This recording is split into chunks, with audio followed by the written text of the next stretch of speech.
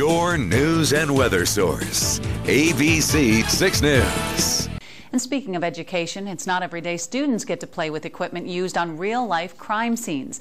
But students at nearby Glenville Emmons High School are getting that chance this week. ABC 6 News reporter Andrew Lovelet explains.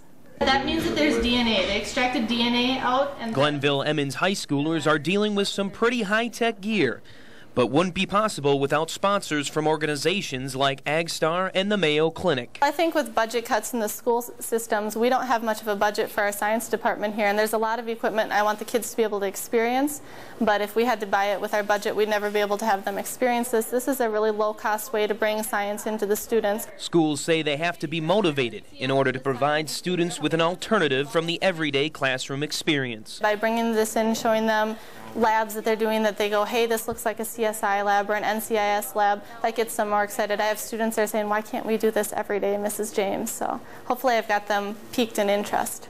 An interest that can often get lost in science's laundry list of terminology. I wasn't a really big fan of it, but now that we're starting doing hands-on stuff with all the GMOs, I'm starting to like it more.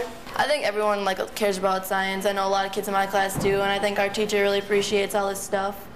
We wouldn't get a chance to do this if they didn't donate this stuff to us to use. Interaction with new equipment and experiments may lead teachers like Angie James to believe that more students will pursue these fields. But overall, I'd just like to see them more interested in science, not necessarily going into the fields, but saying, I get why we're learning this, I understand why it's important to me every day of my life. In Glenville, Andrew Lovelet, ABC 6 News.